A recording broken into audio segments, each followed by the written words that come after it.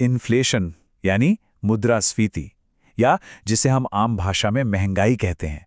हम इसे बढ़ती हुई कीमतों के तौर पर जानते हैं। लेकिन क्या हो अगर ये सिर्फ एक आर्थिक आंकड़ा ना हो? क्या हो अगर ये धन और शक्ति को एक हाथ से दूसरे हाथ में पहुंचाने का एक गुप्त हथियार हो? एक ऐसा हथियार जो बेहद खामोशी से आपकी संपत्ति को आपसे दूर ले जा रहा है।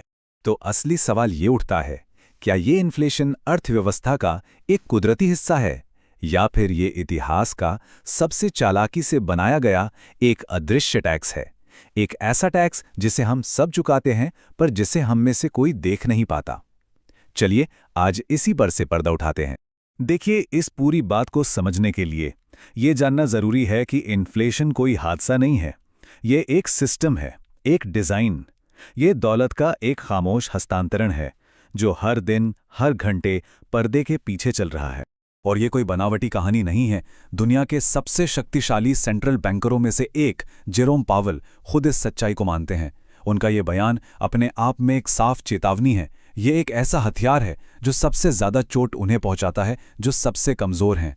जरा सोचिए, एक ऐसा टैक्स जिस पर संसद में कभी कोई बहस नहीं होती, कोई कानून पास नहीं होता। सरकारें हमारी जेब में सीधे तौर पर हाथ नहीं डालती। नहीं, वो बस और पैसा छापती हैं। और ऐसा करके वो हमारे बटुए में रखे हर एक नोट की कीमत को कम कर देती हैं।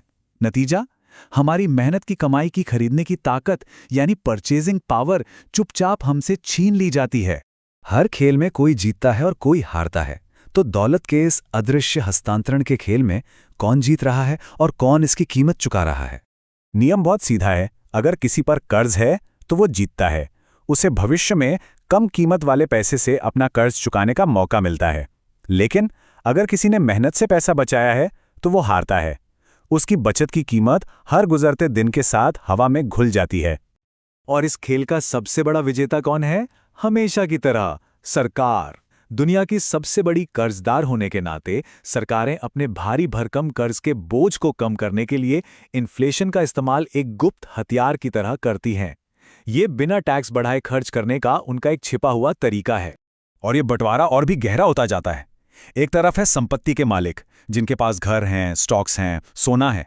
इन्फ्लेशन के साथ उनकी संपत्ति असल में बढ़ती है। लेकिन दूसरी तरफ वो लोग हैं जो एक फिक्स्ड सैलरी या पेंशन पर जीते हैं। उनके लिए हर महीने उनका पैसा कम से कम चीजें खरीद पाता है। ये कुछ ऐसा है जैसे वो एक ऐसी ट्रेडमिल पर दौड़ रहे हैं जो लगातार तेज होती जा रही है। ये एक तरह का चौतरफा हमला है। असल मजदूरी कम हो जाती है, संपत्ति की कीमतें आसमान छूने लगती हैं, जिससे अमीर और अमीर हो जाते हैं। और फिर जब सिस्टम को ठीक करने की कोशिश की जाती है तो ब्याज दरें बढ़ जाती हैं, जिससे आम इंसान के लिए कर्ज लेना लगभग नामुमकिन हो जाता है। ये एक सोचा समझा वित्तीय हमला है। तो सवाल है कि ये तंत्र काम कैसे करता है? ये पैसा एक जेब से दूसरी जेब में जाता कैसे? इसका जवाब एक बहुत पुराने और शक्तिशाली सिद्धांत में छिपा है। सब कुछ इस बात पर निर्भर करता है कि कोई पैसे के स्रोत के कितने करीब है। इसे कैंटिलियन इफेक्ट के नाम से जाना जाता है। एक ऐसा सिद्धांत जो सदियों पुराना है, लेकिन आज की दुनिया की एकदम सटीक तस्वीर पेश करता है। नियम बेहद सरल है। जो लोग पैसे छापने वाली मशीन के सबसे करीब हैं, उन्हें नया पैसा सबसे पहले खर्च करने को मिलता है, जब कीमतें अभी भी कम होती हैं। सारा फायदा उन्हीं को होता है। 18वीं सदी में रिचर्ड कैंटिलन ने इसे समझाया था। तब राजा पैसे का स्रोत था। आज राजा की जगह सेंट्रल बैंकों और बड़े वित्तीय संस्थानों ने ले ली है। दरबार बदल गया है, लेकिन सिद्धांत आज भी वही है। तो आज ये कैसे होता है? स्टेप 1, सेंट्रल बैंक खरबों रुपए यूं ही बना देते हैं। स्टेप 2, ये पैसा सीधे बड़े बैंकों और कॉरपोरेशनों के पास जाता है।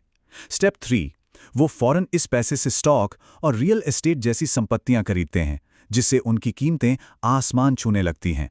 और स्टेप 4 और 5, जब तक ये पैसा तनख्वाह के रूप में आम लोगों तक पहुंचता है, तब तक हर चीज की कीमत पहले ही बढ़ चुकी होती है।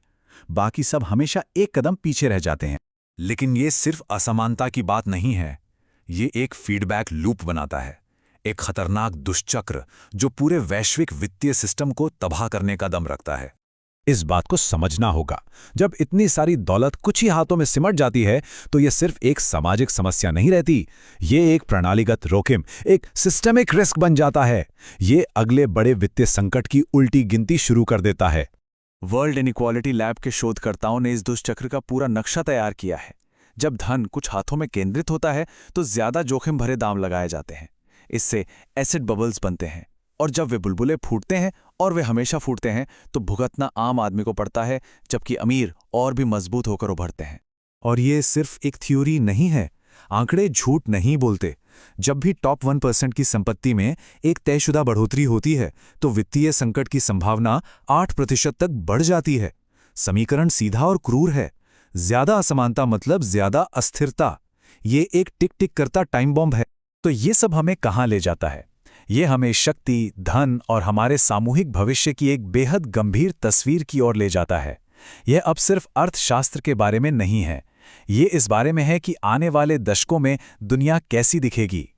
तो आखिरी निष्कर्ष साफ है, एक ऐसा वित्तीय सिस्टम जो लगातार दौलत को नीचे से ऊपर की ओर खींचता है, वो सिर्फ अन्यायपूर्ण नहीं है, वो स्वाभाविक रूप से अस्थिर है। ये एक ऐसी संरचना है जो अपने ही वजन के नीचे ढहने के लिए बनी है। और आखिर में हम इस परेशान करने वाले सवाल के साथ रह जाते हैं, इस छिपे हुए टैक्स, इस खामोश धन हस्तांतरण की अंतिम कीमत क्या है? क्या एक ऐसा भविष्य है जो स्थायी अस्थिरता, एक के बाद एक संकट से परिभाषित होगा? ये एक ऐसा सवाल है जिसका जवाब हम सभी को शायद बहुत जल्द देना पड़ सकता है।